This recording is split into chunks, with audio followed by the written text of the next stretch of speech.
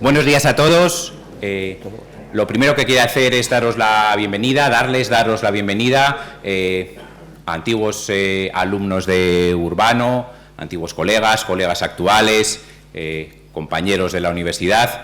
Gracias a todos por venir y bienvenidos todos en nombre de la Universidad de La Rioja y de la Facultad de Letras y de la Educación.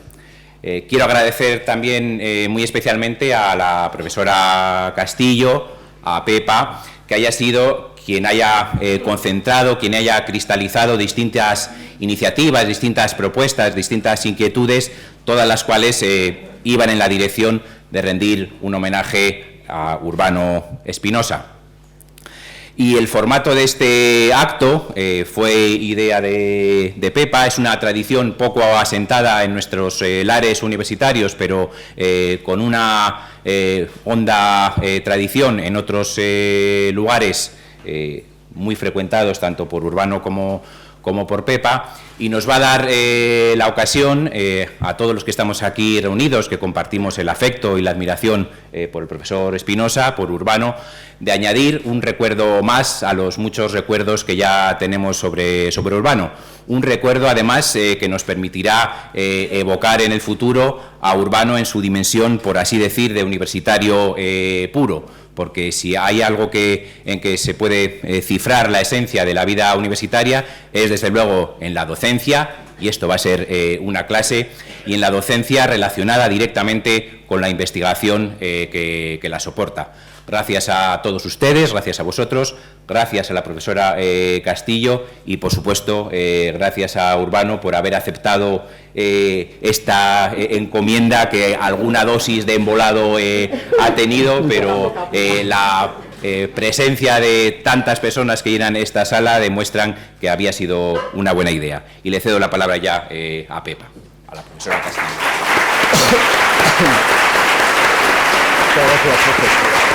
A ver. Bueno, yo me he traído chuleta, como es tradicional. Yo solamente quería, dar las gracias a todos los que estáis aquí, lo primero, y me gustaría contar una anécdota que yo siempre he recordado, que tuvo lugar en otoño del año de 1984. Yo estaba, me estoy remontando, no a la protohistoria, pero casi. Era una tarde, yo estaba sentada tranquilamente en la biblioteca de nuestra caja de cerillas, era el edificio de Geografía e Historia de la Universidad Complutense. La biblioteca pues estaba llena en aquellos momentos, yo concentrada en lo que estaba haciendo, ya no recuerdo lo que era, y de repente oigo, ¡Ey, paisana! ¿Os podéis imaginar quién dijo el ¡Ey, paisana? Bueno, pues desde entonces, Urbano, han pasado 32 años. Desde el paisana. Bien, también os tengo que confesar que Urbano nunca ha sido mi profesor en clase. Yo nunca fui a una clase de Urbano. He ido a conferencias de él, pero nunca a clase. Pero sí que era una especie de tutor. Yo sí tenía que hacer un trabajo para alguna asignatura.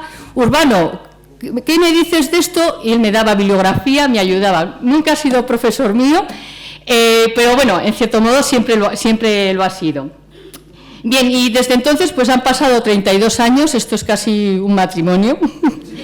Hemos tenido nuestros máses, nuestros menos, ha habido muchos máses, yo no me acuerdo ya de los menos, y desde aquí pues me gustaría que pasasen los otros 32 años, así que ya te puedes cuidar el colesterol, la tensión y lo que haga falta, que yo también me voy a cuidar. Y para mí es un gran honor, porque tampoco lo he hecho nunca, es el ceder la palabra a mi querido jefe. Pues jefe, esta es tu clase, estos son tus alumnos, ha cambiado todo un poco, hay más alumnos, la clase es distinta, pero bueno, tú sigues siendo el profesor. Muchas gracias.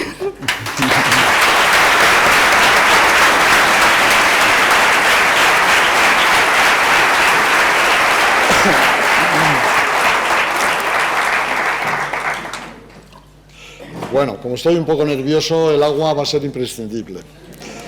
Las emociones en este momento pues abotargan un poco el cerebro, el intelecto, y precisamente van a salir estas cosas de las emociones, como decía antes en el Vives. Vamos a ver, ponemos en marcha el...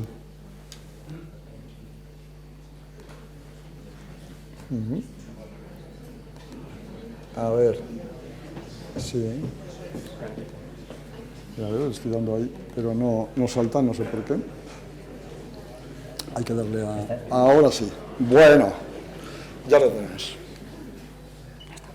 ¿Se me oye? ¿No? Entiendo que el altavoz está funcionando. Pues vamos con esta última clase. No sin antes agradecer a quienes han estado implicadas en esta movida académica. Aunque lo diga así un poco de broma como movida, sin embargo sé lo que representa por parte de todos vosotros aquí presentes. Hay una conexión de simpatía, de cariño. Por mi parte es recíproca y lo que quiero es, por anticipado, pediros disculpas porque no es una clase normal, a pesar de que vamos a tratar un tema de una clase normal. Y como no es normal y somos frágiles, somos individuos hechos para el afecto y para las emociones, pues entonces seguramente no me dejarán desarrollar como a mí me gustaría este tema.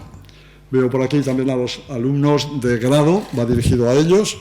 Este es un tema que habíamos ido reservando transversal a los dos últimos del programa. Habíamos estado viendo en las clases anteriores historia de Roma y sobre todo la mutación del Imperio Romano a partir de finales del siglo II, sobre todo la llamada crisis del siglo III, los procesos de cambio estructurales en el orden político, en el orden económico, algo también en la sociedad, y nos faltaba intentar comprobar si esos cambios en esos órdenes estructurales generales afectaban también o no a la readecuación de las conciencias, del pensamiento, a las nuevas realidades que serán propias no ya solo del siglo III, sino también del resto del Imperio Romano, del Bajo Imperio, y que van a tener unas consecuencias enormes en la configuración de la Europa medieval de los valores, eso que vamos a llamar cristiandad. Eso es como presentación. Aquí teníamos, mejor dicho, la imagen espacial de donde vamos a contemplar a lo largo de esta charla. Voy a intentar controlar el tiempo para no ser demasiado pesado y no irme demasiado. Este es el espacio, pero por lo que luego veremos, las innovaciones, las pulsiones de fondo que van a ir calando en segmentos sociales y en otros territorios van a partir de la mitad oriental de ese territorio. Y en esta diapositiva lo que tenemos ya es la dimensión, el punto temporal en el que nos vamos a ubicar en torno al siglo III y también, en menor medida, como prolongación, también en el siguiente. Pero permitidme, los alumnos de grado de este año de la asignatura Historia de la Antigüedad II, que repitamos, aunque sea muy brevemente, algunas pinceladas de contexto para que el resto de personas aquí presentes puedan comprender lo que viene mejor, lo que viene a continuación. Roma, en la fase de república, en el sistema de la república, integra amplísimos territorios circunmediterráneos en su esfera de dominio, esa etapa republicana, y es una forma de integración por vía imperialista, colonialismo le llamo allí, en esa referencia que tenéis a la izquierda. El conjunto de las provincias no son Estado, sino que son del Estado. Precisamente, con todo lo que ello implica, todo eso fue un componente a lo largo del siglo I a.C. de la inestabilidad política en el ámbito de la dirección del Estado, las guerras civiles crónicas, hasta que a partir del 31 se estabiliza a través de una tendencia que se venía marcando ya, que era la de instauración de un régimen monárquico. El personaje que tenemos abajo es Augusto, es el primer emperador, y el que a través de su largo mandato, con la generación de colaboradores que estuvo en torno a él y sus sucesores, construyeron un edificio político impresionante, enormemente estable, cuya principal misión, por decirlo de alguna manera global, fue la descolonización interior, es decir, que las provincias no sean del Estado, sino que sean Estado. Y para eso era necesario construir una maquinaria pública y administrativa que fuera eficiente, donde la corrupción no fuera sistémica, como había sido en el periodo anterior, que, a ver si desde aquí me acerco un poco más al esquema, que esa descolonización requería integrar en el plano del mismo privilegio al mayor conjunto posible de habitantes de las provincias. Eso fue el otorgamiento progresivo, no simultáneo en todas las regiones, ni sincrónico tampoco, pero el otorgamiento de la ciudadanía romana y la organización de las comunidades en pequeñas repúblicas, en pequeños estados, que nosotros los llamamos técnicamente municipios y colonias. Fue un periodo, esa integración que llegó a su término formal en el año 212 con el otorgamiento de la ciudadanía. Sí, a todos los habitantes libres del imperio por Caracalla. Las consecuencias fueron enormes, sobre todo la eclosión de la civilización urbana. Cuando nosotros viajamos por ahí al mundo romano, lo que vamos a ver es sobre todo los vestigios materiales de una actividad en los núcleos urbanos portentosa, sin precedentes, que se llevó a cabo en términos redondos en unos 150 años que irían desde César Augusto hasta el siglo II después de Cristo. Pertenece a esa época de una gran activación de las fuentes económicas, un reparto de los beneficios del sistema entre segmentos que antes estaban marginados de él por la carencia de ciudadanía. Se activan y se potencian muchas fuentes económicas, no quiero detenerme en esto porque no es más que una introducción. Se van propagando las formas clásicas de vida en el orden económico, en el social, en el derecho, en la lengua, en la religión, y el Estado no es interviniente directo en llevar a la uniformidad la pluralidad que tiene bajo esas estructuras de poder y esas estructuras administrativas. Hay la concepción que se va extendiendo entre el yo, individuo, ciudadano, y el poder público es una relación de conexión, una relación de beneplácito o de aceptación del sistema. El mundo de los valores se recrea en el espacio de la polis, en el espacio de la ciudad. El cuerpo ciudadano, y en él cada uno de los individuos, se sienten agrupados, se sienten tutelados en el orden constituido de las instituciones de la ciudad y del Estado, se sienten tutelados también porque ese orden constituido es armónico con el orden de los cielos, con el orden del universo presidido por los dioses, a través de cuya providencia los magistrados, el derecho, las instituciones nos van a proveer de soluciones. Hay una gran cohesión, digamos, entre el conjunto social y el sistema de poder. Y eso se va extendiendo por todas las provincias. Diríamos que eso es una consecuencia, si tomáramos términos del mundo académico, de que en este periodo de eclosión de la vida urbana, de integración jurídica, los beneficios que para la mayoría de los provinciales otorga el nuevo sistema, el sistema imperial, son mayores que las cargas que ello contempla, mejor dicho, que exigen. Y por eso esos niveles de consenso a los que me refería. Sin embargo, a partir de... un ejemplo de ello sería el culto al emperador, el culto a la diosa Roma y a los emperadores deificados. Tenemos numerosos testimonios, pero he traído aquí solo uno que tenemos aquí muy próximo, en la localidad de Canales de la Sierra. Ahí tenemos una inscripción, es una estela funeraria, que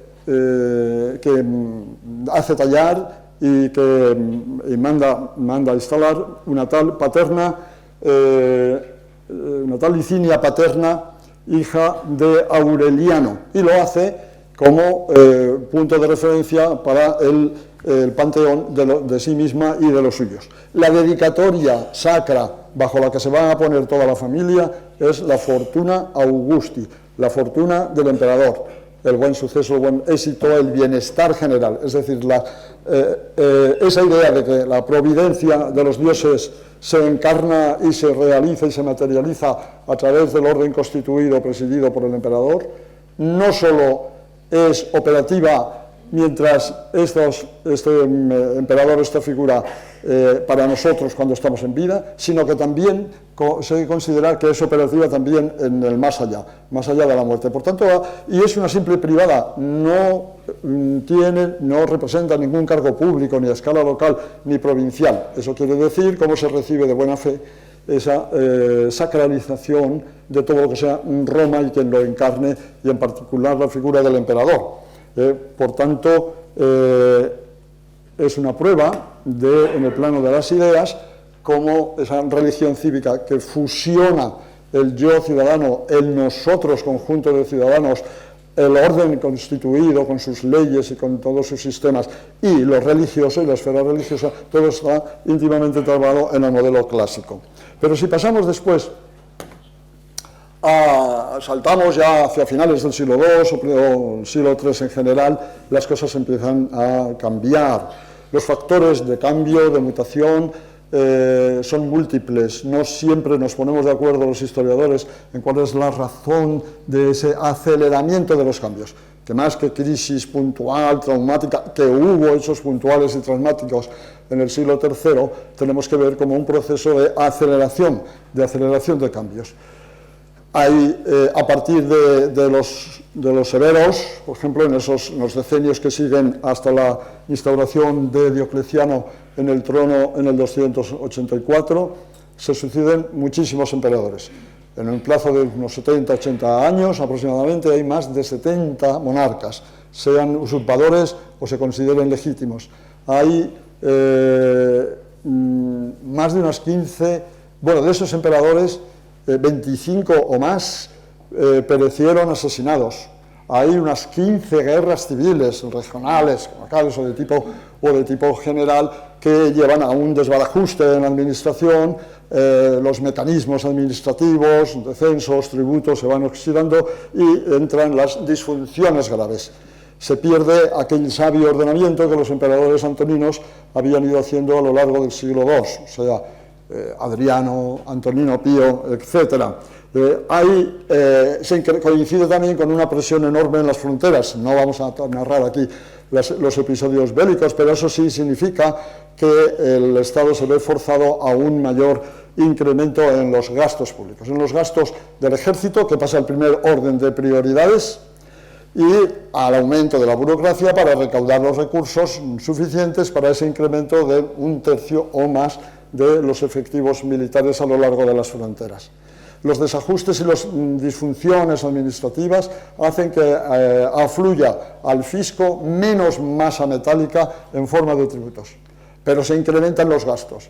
La solución es, con la misma masa o con la masa metálica aminorada que se recauda, se acuña el mismo número nominal de monedas y se va a disminuir, y si eso no llega, se disminuye el peso de la moneda. Así lo que se produce es el Estado genera una inflación galopante que va a repercutir en los precios, en el estado de bienestar y en el conjunto de las provincias y del Estado. Se está engañando a sí mismo el Estado porque está acuñando hoy unas monedas con un peso y con una ley inferiores que le va a retornar vía tributos, porque los buenos ejemplares antiguos se van a atesorar, y esos ejemplares ya devaluados que recibe de tributos, mañana los va a tener que reacuñar a su vez con devaluación en una espiral casi interminable, de tal manera que hacia el 260, en época de Galieno, el denario, que es la moneda de referencia, la unidad monetaria de los intercambios, a media escala al menos, el denario no contiene, que es la de plata, no contiene más que un 5% de plata. Todo eso trajo una quiebra de muchas de las cosas existentes, no solamente la carestía de la vida, porque los sueldos, las rentas del trabajo no subieron en la misma medida que progresaba la inflación, sino que todos esos logros fabulosos, esos horizontes de estándares de confort que se habían desarrollado en la civilización urbana se vinieron abajo. El Estado, en esa ruina o en ese déficit crónico, atrapó a las ciudades en ello, eran espacios organizados y actuó en la exigencia tributaria, sobre todo a partir de las ciudades. Se acabaron las realizaciones de esas impresionantes obras públicas que nosotros conocemos, traídas de aguas, foros, basílicas, anfiteatros, teatros, circos, el sostenimiento de eso, el mantenimiento y edición de juegos y de espectáculos eran muy costosos. La devaluación, la portentosa devaluación se lo cargó. En el Alto Imperio habían ido llevando a cabo numerosas fundaciones que mejoraban las condiciones de las capas inferiores de las urbanas, fundaciones para huérfanos, para viudas, las famosas alimentaciones, por ejemplo, de Trajano en Italia, particulares que depositan fondos de cuyos intereses se van a obtener beneficios para el conjunto de los colectivos. Todo eso pierde su valor, prácticamente desaparece y se convierte en nada, porque esas rentabilidades ya no valen nada a los nuevos precios con los nuevos niveles de devaluación. Al mismo tiempo, y esa es una tendencia permanente, ahí progresa muchísimo a lo largo del siglo III la concentración de la propiedad y, por tanto, la pérdida del pleno dominio de muchos medianos y pequeños propietarios en beneficio de los pocos. Como decía Macmillan, hay una tendencia en todo el antiguo, todo lo que sea sistema de viejo régimen, no solo ahora en este momento, sino general, estructural, por la cual la tendencia inexorable es la de que cada vez menos lleguen a tener más, y a la inversa, la pobreza, la miseria, etcétera, todo eso se va ampliando enormemente a lo largo del siglo III. La lepra como una lacra, como una enfermedad social se extiende, las pestes se hacen más recurrentes de lo que lo eran en el Alto Imperio, todo eso en relación con los niveles de alimentación y de estándares de vida. Para más complicaciones, el Estado tiene que asegurarse en todo caso y en toda hipótesis la recepción de tributos suficientes para atender el gasto incrementado, y hay una tendencia a la fijación de los individuos a su oficio. El hijo del soldado tiene que ser soldado, el hijo del curial o del decurión tiene que ser decurión, el zapatero tiene que ser zapatero, el naviculario, el navegante, el comerciante de mar lo tiene que ser, el agricultor tiene que estar fijado a su parcela, etcétera, de manera que no se movilice nada para que todo lleve a unos niveles de producción que estén por anticipados, cuya recepción como tributos estén garantizados. Así que es el momento en el que empieza a romperse esa conexión, esa coherencia que había entre el yo ciudadano, la comunidad y el orden de los dioses encarnado en el orden de gobernación, de gobernanza, y algo se quiebra. Va a haber cada vez más sectores de la sociedad que se van a ir apartando emocionalmente, psicológicamente del orden constituido, intentando buscar soluciones personales. Ese es el momento del que yo quería hablar como núcleo central de la exposición. Y seguimos con el ejemplo para mostrar el momento: el culto a la diosa Roma y a los emperadores. Antes era espontáneo, en los siglos I y II, los particulares destacan por sus dedicatorias de una o de otra manera, también las instituciones públicas, pero desde la segunda mitad del siglo II y sobre todo a lo largo del siglo III con los emperadores severos, esas dedicatorias de los privados prácticamente desaparecen y todas ellas son realizadas por instituciones locales o por magistrados locales, por colegios profesionales que saldan y tienen intereses con el Estado, con las prestaciones al Estado o con la tributación colectiva. Las ciudades, las provincias ya son de instituciones. Parece que hay una desafección progresiva, por tanto, de la sociedad corriente, de la gente corriente del mundo romano, y eso se produce por esa combinación que tenéis ahí de elementos, por la crisis económica y el empobrecimiento, y porque esto funciona como los fluidos. Si esa desafección genera un vacío, se va a llenar inmediatamente con lo que hay, y lo que hay son unas propuestas filosóficas de pensamiento y unas propuestas religiosas que ya están en el Imperio Romano, particularmente en el Oriente, y que van a ver ahora su momento de desarrollo. Van a proponer otro tipo de soluciones. ¿Hasta qué punto conscientes los emperadores del tercero de esa desafección, son conscientes de ello, que llegan a extremar y van buscando vivamente la vinculación con todo aquello que se mueva y que sea realmente importante. Uno de los cultos que vienen del Oriente y que va ganando adeptos cada vez mayores es el culto al sol, el culto al sol invicto. Entonces intentan vincularse o asociarse con esa abstracción. Aquí tenemos una moneda de Aureliano, porque la forma de expresar el sincretismo entre el culto solar y el culto al soberano se simboliza icónicamente en esa corona radiada que le representa como Helios, como sol. Pero podrían ser los ejemplos que se podrían poner aquí por docenas. Más, es muy curioso, este emperador en alguna de sus acuñaciones llega a intitularse a sí mismo Dominus et Deus Natus, lo que significa que Aureliano, por nacimiento o desde el nacimiento o la concepción, es ya emperador y Dios. Es el punto para nuestras mentes de ridiculez, de absurdo, de extremar la necesidad de un basamento sacral para mantener un principio de autoridad unitaria, lo cual evidencia que existe una afección o una desafección general muy viva en el conjunto de la sociedad imperial, en particular en la mitad oriental del imperio. Así que se instala ese sentimiento general de que el orden establecido ya no tutela, ya se ha roto, como digo, esa cohesión, esa globalidad del yo y el nosotros, que antes funcionaba. Hay que buscar esa conectividad en otros ámbitos. La pregunta sería, bueno, ¿por qué no hubo movimientos que abordaran una reforma política, que exigieran un cambio, líneas reivindicativas de reparto de la riqueza o redistribución de la misma, de intervención en la toma de decisiones desde el Estado, etc.? No lo hubo porque la antigüedad no proveía de unas mimbres, es decir, de un marcos conceptuales, ideológicos, en los que permitieran apoyarse.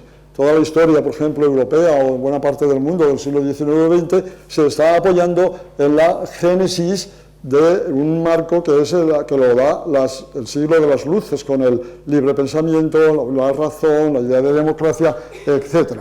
Porque en la antigüedad se considera que la desigualdad pertenece al orden de la naturaleza, por tanto es algo que debe de ser aceptado. Nunca existió en la antigüedad una teoría, como en las ciencias modernas, sobre la génesis, el origen, la distribución, los flujos de riqueza, por ejemplo. No existe nada de eso.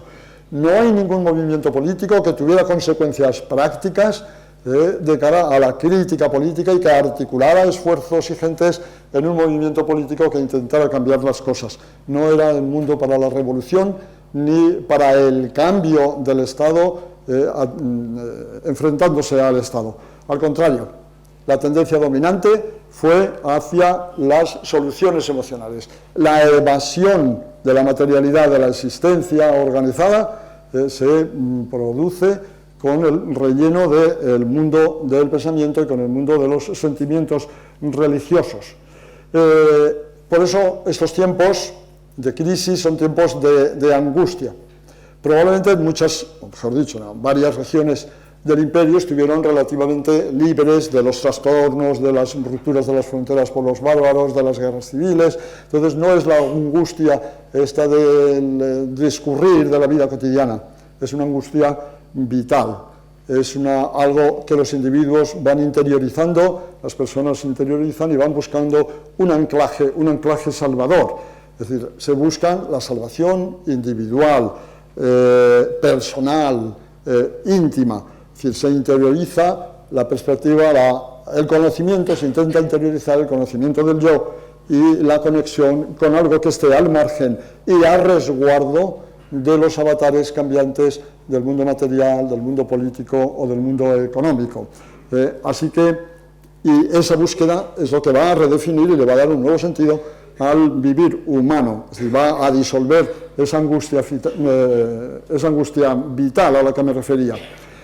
Todo ello coincide, a su vez, en el siglo III, con un marco general que los pensadores ya desde el helenismo temprano, pero sobre todo durante el helenismo de los primeros siglos del imperio, van dando de carácter especulativo de la existencia de un principio único, de la tendencia que es origen de todo, que es el bien supremo y que es al final se van dando pasos de cara a un monoteísmo frente al politeísmo imperante. Volvemos al mismo mapa, decía la matriz, el punto de partida o la búsqueda, allá donde se encuentra la alacena con todas las viandas necesarias para la búsqueda de una solución, de un anclaje personal, vital, más íntimo y espiritualista, es el Oriente. Es el Oriente donde desde milenios atrás, Mesopotamia, Egipto, el Levante mediterráneo, Canaanita, Israel, etcétera, ya se habían ido gestando, se habían ido haciendo formulaciones teóricas por la vía de abstracción sobre respuestas que dieran ese anclaje, esa seguridad, ese amparo que necesita el yo autoconsiderado frágil y cambiante. Y por eso sería el Oriente el que proveerá de varias soluciones, desde dos niveles, desde el nivel intelectual y desde el nivel religioso. Sistemas, había muchos sistemas. Desde la antigua religión grecorromana, de los dioses del panteón clásico, un helenismo intelectual que se reaviva muchísimo, se echa mano de Platón, se echa mano de los pensadores de la época clásica, se reformulan y van a ofrecer nuevas teorías, van a ofrecer una filosofía aplicada al vivir. Y al mismo tiempo también hay otras corrientes de religión, dioses personales, misterios, mistéricos, gnosticismo, aparte de otras muchas prácticas de religión inferior o popular, como serían lo esotérico, lo astrológico, la magia y algún otro tipo de soluciones de carácter muy popular. Bueno, todo eso, esa expansión de las ideas, tanto en el pensamiento como en las creencias, en lo religioso, desde el Oriente hacia el Occidente, se produjo o se posibilitó por la eliminación de fronteras que representó el Imperio Romano. Era un solo Estado sin fronteras, libre circulación de los bienes, libre circulación de las personas y por tanto también libre circulación de las ideas. El Occidente romano se incorporó más tarde que lo que es los desarrollos del Oriente a todas estas soluciones. Pero tenemos que ver el momento como si fuera algo así como un espacio cerrado en el que conviven muchas soluciones que están combatiéndose pero interrelacionándose también otras muchas veces. De manera que se producen mezclas, préstamos, cesiones, readaptaciones, eso es lo que llamamos sincretismos, simbiosis, etc. Es un mundo en movimiento, el de las ofertas que hay en el pensamiento y en la religión. Muchas, que es por donde pasan, como digo, esas propuestas de solución para la existencia. La religión tiene mayor peso en las masas populares en general, mientras que la filosofía tiene su incidencia en los niveles medios y superiores más cultivados, que tienen acceso a la formación clásica, a la lectura de los clásicos como Platón, Homero y los demás pensadores. Bueno, pero en todos en común, en ese magma que es el Oriente helenístico del Imperio Romano, en todas esas propuestas, tanto filosóficas como religiosas, lo que hay en común es una antropología, es decir, un discurso sobre el ser humano, sobre el hombre general, sobre su posición en la vida, la búsqueda de una trascendencia, que es el anclaje, es el enganche a algo que esté más allá o por encima de la materialidad. Por eso es por lo que todas estas dos líneas que las tenemos que ver, aunque sea muy rápidamente, las propuestas intelectuales, las propuestas religiosas para reubicar al individuo en un cosmos personal asegurado, por eso no inciden ni les preocupa estos 3 o 4 enunciados que tenemos al final de la diapositiva. No tienen en cuenta ni les preocupa la estatalidad o carencia de estatalidad. Es decir, no tiene nada que ver con bárbaros y con romanos. Y de hecho se van a extender más allá de las fronteras por ejemplo el cristianismo, pero no solo el cristianismo, entre los godos en el oriente persa, etc. No tiene nada que ver con el estatus jurídico, libres o esclavos, nada que ver con la posición socioeconómica, ricos, pobres. Es un mensaje para todos, es el hombre in genere al que van dirigidos para dotarlo de unas herramientas, de unas reflexiones que le reubiquen, como digo, en el cosmos personal y social. Bueno, tampoco frente al poder como tal. Es, por tanto, una orientación exclusivamente al ser humano. Vamos a abordar primero las propuestas que emanan del mundo del pensamiento, de la filosofía. Y es lo que tenéis ahí en esos dos niveles de azul arriba y gris claro, algunas de ellas. ¿Qué quiero decir con eso? Que todas las propuestas del pensamiento que se hagan en ese contexto, en soluciones, se van a basar en un principio dual, en el principio de que existe un mundo, el sensible, perfectible, caducable, etcétera, la materia, nosotros, el cuerpo humano, etcétera, la realidad histórica, social, económica, y luego existe una realidad superior, ya el mundo inteligible, reconocible a través del intelecto, a través del logos, de la razón, a través del neuma, del espíritu, etc. Las variantes que vamos a ver se basarán en esta dualidad, menos la primera columna que tenemos a la izquierda, que es el epicureísmo. El epicureísmo no es dualista en este sentido, de materia y espíritu. Es dualista solamente en el sentido de felicidad-infelicidad, o en la dualidad dolor o placer.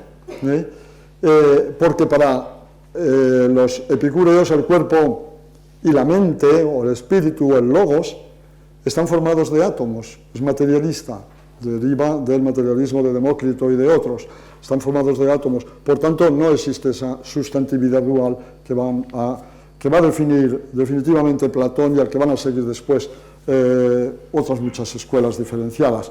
Para Epicuro, para los epicúreos, la cuestión está en el equilibrio, en la ataraxia, es decir, en la imperturbabilidad, de tal manera que el hombre sea capaz de gestionar a través de la inteligencia, a través de la razón, controlar tanto las pasiones como los gozos, es decir, los placeres y los implaceres, y controlarlos en un equilibrio. Y dirá que hay sufrimientos que se pueden aceptar si conducen a un gozo mayor, a una felicidad mayor, y habrá gozos que se deberán rechazar si conducen a una infelicidad mayor. Entonces, un balance de equilibrio. Para los epicúreos, debido a esa idea materialista de que todo lo material y inmaterial está constituido por átomos, los dioses, aunque existen, consideran que no tienen capacidad para influir, ni para bien ni para mal, en la vida humana. Y que la muerte es una ficción y que como es la nada, no existe, porque cuando no hemos muerto, no existe, y cuando ya hemos muerto, pues tampoco existe. De manera que es una filosofía. No, bueno, yo lo estoy diciendo así un poquito de cuento, un poquito de, pero tiene su yuyu, tiene su cosa detrás. Es una filosofía de la experiencia y de la reflexión sobre la experiencia vital de cada ser humano. Conduciría al pensamiento laico, desvinculado de lo religioso, de Dios, etc. Pero la verdad es que precisamente por eso, en el ambiente de la antigüedad, el epicureísmo quedó reducido a sectas, a pequeños grupos, a pequeñas comunidades, y no llegó a calar en el fondo en el conjunto de la sociedad. ¿Por qué? Porque el ser humano también lleva arraigado, probablemente como en su raíz psíquica, psicológica, afectiva más profunda, la idea de la perdurabilidad. Y el epicureísmo no nos proporciona la receta de la perdurabilidad en el tiempo o más allá del tiempo. Por eso va a ser mucho más fecundo, va a tener más consecuencias sociales el resto de las escuelas que se basan en el principio dual de espíritu-materia. No nos vamos a aprender todas ellas, porque si no esto se va a prolongar mucho. Todas tienen en común esas flechitas que ascienden a través del logos, a través de la razón, a través de la renuncia al cuerpo, a la materialidad, para que no nos deje atrapar por ellos, y liberar el espíritu para unirnos con el mundo inteligible, el de las ideas, el de la idea del bien platónica que está arriba del todo, etc. Tienen en común todo eso. Son formulaciones que en el fondo, de alguna forma, derivan del platonismo, incluyendo parcialmente el estoicismo, pero desde luego cuando hay una revitalización de las corrientes filosóficas por la crisis del mundo romano en el siglo III, el neoplatonismo se hace casi universal, es lo más general. Plotino, su discípulo Porfirio y otros serán los grandes representantes del movimiento neoplatónico. Y el gnosticismo, que se ha dicho que el gnosticismo era cristiano, y yo creo que es una corriente más general, especulativa, sobre la elevación y el abandono de la materia para elevarse al espíritu puro, para ser un ser superior y mirar a los demás por encima del hombro, los que no se inician en los misterios gnósticos, que también influyó enormemente en el cristianismo. Para decir verdad, en estos momentos, en mi opinión, como historiador no se puede hablar, otra cosa es desde los ojos de la fe, pero desde los ojos de la historia no se puede hablar de cristianismo, sino de cristianismos, porque existen muchas formulaciones, no está fijado el concepto todavía del Christos, del Cristo, esas disputas o discusiones cristológicas, luego en el siglo IV las trinitarias, todas esas cosas muestran que es algo en construcción. Digo, cristianismo será el producto de un constructo histórico-cultural que requerirá muchas generaciones de debates, de polémicas, de encuentros con otras formulaciones religiosas y de pensamiento, de las que va a ir absorbiendo cosas, adaptándolas, para hacer un todo que es el que luego sí que en el siglo IV, sobre todo avanzado, sí que podremos hablar de cristianismo. Bueno, pues ya veis cómo hay variantes en este aspecto. Si miramos el neoplatonismo, vemos que ese horizonte de la inteligencia, de lo espiritual, de lo no material, es triple. Esa realidad inteligible, Plotino la divide en tres niveles, casi la trinidad neoplatónica, como han escrito algunos autores. Lo uno es lo absoluto, no tiene determinaciones, no se puede definir, es nada, pero de él emana, de lo que él define es un sistema de emanaciones, de él emana el nous o el neuma es el Espíritu Santo será el neuma hagios, el Espíritu Santo, que eso es lo que significa en griego, y de ahí por emanación surge el alma, y esa alma después opera y es la que crea todos los seres sensibles, es lo que crea el mundo sensible.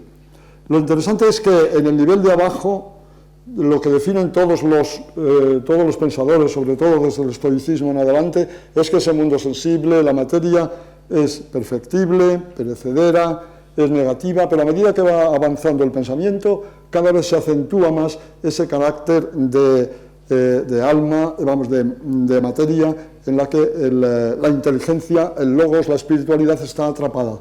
Y hay que liberarse de esa cárcel del cuerpo y de la materia para que se pueda desarrollar en el yo, en el ser abstracto yo, esa pureza de la espiritualidad que tiene que tender hacia lo uno, hacia la idea de bien, hacia ese logos inteligente de los estoicos, o hacia ese espíritu o a ese Dios de los gnósticos.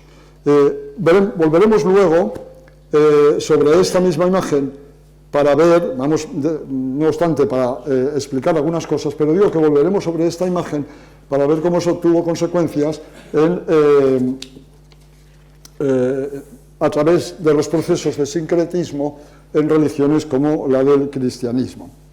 En todo caso, es un elemento común a todos esos sistemas filosóficos muy interdependientes, muy interrelacionados entre sí, el de ir decantándose hacia una noción única de lo absoluto, de lo superior, de lo divino. A eso es a lo que me refería antes con esa tendencia al monoteísmo que caracteriza al siglo III. A veces esa tendencia a lo uno es panteísta, los estoicos. Séneca ve que ese principio es el logos universal, se concreta en el logos de cada uno de los seres vivos, por ejemplo, y al que tiene que tender. Por tanto, el estoicismo no sabe despegarse de la idea panteísta, y a veces claramente monoteísta, como por ejemplo en Plotino a través del neoplatonismo. Bueno, en todo caso, cuando leemos a obras como Epícteto, Marco Aurelio, estoico también, el propio Séneca, veremos que están hablando anhelantemente y con verdadera devoción de una figura superior, de un ente providente que ampara y del que dependemos todos los humanos, y por eso están buscando los fundamentos de la vida moral, son moralistas principalmente. La religión cívica de las ciudades, las que habíamos visto del mundo griego y después del mundo romano, estaban muy vacías de formulación y de predicamentos y de principios morales. Eso pertenecía al orden social o quedaba a la libertad de cada cual. Así que, y también, siguiendo un poco la estela de los cínicos, a los que no he mencionado porque sería casi difícil, muchos de estos filósofos llevaban a cabo una tarea viajera, una tarea misionera, predicando en las grandes plazas de las ciudades del Oriente griego y después también de Roma y en otros puntos, predicando su filosofía para hacerla llegar a más capas de la gente. Ese encuentro que Pablo tiene en Atenas, donde se encuentra con los filósofos platónicos, con los epicúreos, etcétera, y hay esa riña intelectual, ¿no?, entre unos y otros. Bueno, pues eso es real, eso es histórico. Hablamos de dos polos, la filosofía y la religión. Ese cuadro que hemos visto va acentuando cada vez más ese principio unitario de todo, esa figura abstracta que sería la deidad suprema, providente, creadora por los mecanismos que fueren de la realidad, y se convierte más que filosofía, deviene en un recetario moralista. Va derivando hacia lo religioso, hacer una religión y menos conocimiento científico como había sido en el mundo clásico. Lo que está pidiendo la sociedad es precisamente la solución al yo existencial. Y por eso es por lo que se produce esa convergencia entre las distintas escuelas. Y a la inversa, la religión tradicional, la religión tanto la grecolatina pero como la de los cultos orientales, sobre todo estos, más desposeídos de una teoría humanista que explicara racionalmente el porqué de la creencia, estarían por tanto desnudos de esos aditamentos de carácter más racionalista, especulativo, que fundamentaran la creencia. Y por eso se aproximaron también a los sistemas, sobre todo a los intelectuales religiosos, los intelectuales cristianos, los conocemos mejor, Tertuliano, Orígenes y otros, se aproximan al neoplatonismo, al gnosticismo, al platonismo, al estoicismo, para enriquecer lo que es el mensaje desnudo, lo que es, mejor dicho, no el mensaje desnudo, lo que es la esencia nuclear de la creencia. En el caso cristiano, el elemento nuclear de esa creencia es la encarnación del Dios, su muerte y resurrección. No hay más. Pero todo eso en un mundo complejo, donde sobre todo para poder acceder a las capas medias y superiores a esa creencia, para que la recibieran, para que la aceptaran, había que explicarla con argumentos racionales. Y eso es lo que realizó la filosofía. Y por eso es por lo que la filosofía, esas escuelas que antes acabamos de ver, derivaron más hacia una religión, más que hacia el conocimiento científico. Bueno, volvemos entonces a lo del cuadro anterior, para ver que si todo eso que tenemos ahí tuvo algunas consecuencias, es pura especulación o no. Decía, la realidad es de sincretismo, es de encuentro y mixtura entre todos los sistemas, religiosos, filosóficos, etc. Es un verdadero batiburrillo, pero es un batiburrillo enriquecedor. No podemos atrapar de esas mixturas, de ese sincretismo, ni una pequeña parte, ni una mínima parte, muy poco. habida cuenta que cuando después ya triunfa el cristianismo, fueron borrándose las huellas de otras, con algunas excepciones, las huellas documentales de otro tipo de creencias o de filosofías, etc. Sí que quedaron las del pensamiento, pero conocemos muy poco de aquellos sistemas religiosos que se soportaban sobre textos escritos que no se han conservado. Por ejemplo, del estoicismo, lo que tenemos allí con Séneca y los demás en la tercera columna, empezando por la izquierda, esa inteligencia providente que va a regir y va a permitir controlar las pasiones de ese estoicismo, el cristianismo se impregnará de muchas cosas. Algún padre de la Iglesia decía que Séneca es naturaliter Christianus, decía que lo fue por naturaleza, espontáneamente era cristiano, no era todavía cristiano, pero eso era cristiano. Mi opinión es a la inversa, el cristianismo es naturaliter senequianus, es decir, el cristianismo enriquece ese núcleo básico de la creencia con un humanismo que tiene que tomar del entorno y en este caso del estoicismo, o no sería históricamente. ¿No? Y si lo fue es porque se enriqueció y se misturó con este tipo de cosas. Por ejemplo, la moral. La concepción moral de la existencia de los estoicos pasa prácticamente de manera íntegra al cristianismo. La aceptación del destino de cada cual, las cosas son como esa providencia o como esa inteligencia providente ha determinado, esa idea del destino y de aceptación de lo que nos ocurra en la vida, etcétera, con ese valor salvífico en el caso cristiano, no salvífico sino en el caso estoico. En el caso estoico va hacia esa aceptación hacia la apatía, hacia el no sufrimiento, hacia la imperturbabilidad. Hacia la imperturbabilidad. En el caso cristiano, eso, lo que nos venga, lo que el destino, lo que Dios tenga reservado, eso se trascendentaliza de cara al más allá.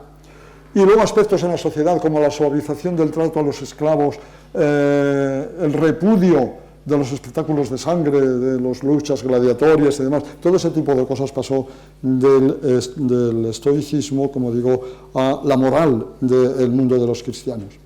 Del gnosticismo y del neoplatonismo también pasaron en ese enriquecimiento, en ese adornar el núcleo de la creencia con elementos humanistas explicados racionalmente, pasaron muchas cosas. Por ejemplo, del neoplatonismo, por la parte de arriba, es decir, naturalmente esa tríada o esa trinidad platónica, neoplatónica, no podía ser aceptada en esos propios términos por la Trinidad o la realidad de las figuras del Padre, del Hijo y del Espíritu Santo de los cristianos.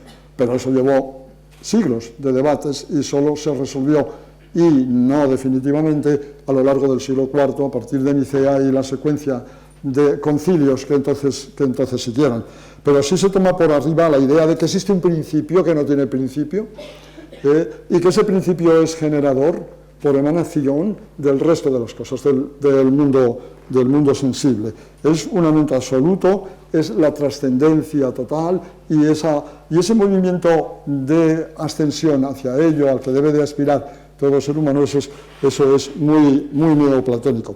Sin embargo, se diferenciaría del cristianismo y solo el que en el neoplatonismo no está claro ese principio de causalidad directa de todo lo creado como un acto libre de la voluntad del Creador. Eso está en la Biblia y por tanto no podía renunciar el cristianismo a las raíces bíblicas, veterotestamentarias, y por tanto eso se rechaza. Hay también algún otro aspectos, por ejemplo, no vamos a hablar todos, en la base de la pirámide, en la base de la columna del gnosticismo y del neoplatonismo, lo que hay es una negación, una condena del mundo sensible, y en particular del cuerpo. El cuerpo es el mundo de las pasiones, es el mundo de los defectos, lo perfectible, es como una atadura. San Agustín lo definirá, como antes apuntaba yo, como la cárcel del alma, hay que liberarse de esa cárcel para que se eleve hacia lo uno, en el caso de los neoplatónicos, o hacia ese espíritu puro, esa deidad pura, que es la de los gnósticos. Esa negación del cuerpo, del mundo sensible, del mundo de los sentidos, que en los epicúreos está aceptado, pero simplemente sometido al equilibrio de que no sea más el sufrimiento que el gozo, eso se niega. La evolución filosófica del pensamiento tiende a negar, a menospreciar y a rechazar el cuerpo. Y va a ser la base del ascetismo. El ascetismo, que luego se manifestará en esos eremitas que se apartan del mundo, me parece que me estoy alargando mucho, ¿verdad? En esto. Bueno, pues ese ascetismo es la base de está en la base de la especulación filosófica. De tal manera que, a consecuencia de estas teorías de pensamiento asumidas por religiones como es la del cristianismo, se llegará a pasar del ideal del mundo clásico, de la libertad de espíritu por el dominio y la perfección del cuerpo físico, a la libertad del alma por la negación y proscripción del cuerpo, que es lo que y de ahí va a surgir luego el monacato y todas estas corrientes ascéticas de la Edad Media y de los tiempos modernos. Bueno, así que, bueno, esto no sé si lo habíamos visto ya, parece que sí. Bueno, con esto podríamos ir empezando o pensando ya en cerrar, porque no era mi intención haberme prolongado tanto, pero bueno, uno carga de materia y después lo que no se da en una clase ordinaria la damos al día siguiente, pero aquí no hay día siguiente, así que vamos a ver cómo vamos a ir. Hay dos planos en esas religiones orientales, y entre ellas el cristianismo, que avanzan desde el oriente del Imperio Romano hacia el occidente, donde tenemos los dioses como Cibeles, Atis. Alguna vez hemos hecho, no hace mucho, una excursión a la villa de Arellano, la villa romana. Es un centro de culto a Cibeles, Atis. Es un pleno culto en el siglo IV que se prolonga hasta el siglo V ahí, en que es destruida la villa. Bueno, pues ahí tenemos una proyección desde el oriente, aquí hasta la vecindad nuestra de todos los días, a muy pocos kilómetros antes de Estella. Bueno, todos esos dioses, Osiris, Serapis, Isis, Cibeles, Atis, Mitra, el Sol Invicto, etc. Todo eso son susceptibles de agruparse en dos escenarios religiosos o simbólicos de fondo. Es algo que ha ido generando la cultura humana a lo largo de milenios, por la observación de dos elementos de la naturaleza terráquea, es decir, la fecundidad, el mundo vegetal, animal, de pie de suelo, y por la naturaleza aérea, el mundo astral. Hay dos grandes principios que se simbolizan en dioses, es decir, en potencias fecundantes que permiten el desarrollo de la vida humana, que las hay ahí en la tierra, y por lo tanto surgirán diosas madres, parejas, dioses por parejas, de manera que una representará el principio femenino de la fecundidad y otra será femenina, por tanto, y una pareja masculina que representará el principio masculino de la fecundidad y de la reproducción de la vida, y en lo astral será también la muerte y la renovación de los ciclos cósmicos. Bueno, pues eso es lo que tenemos en esta diapositiva, que si hacemos un esquema, para ver cómo las corrientes de la antigüedad tienden a sintetizarse, a fundirse, y en particular en el cristianismo, que sería el que más capacidad tuvo de adaptación y de fusión y de sincretismo.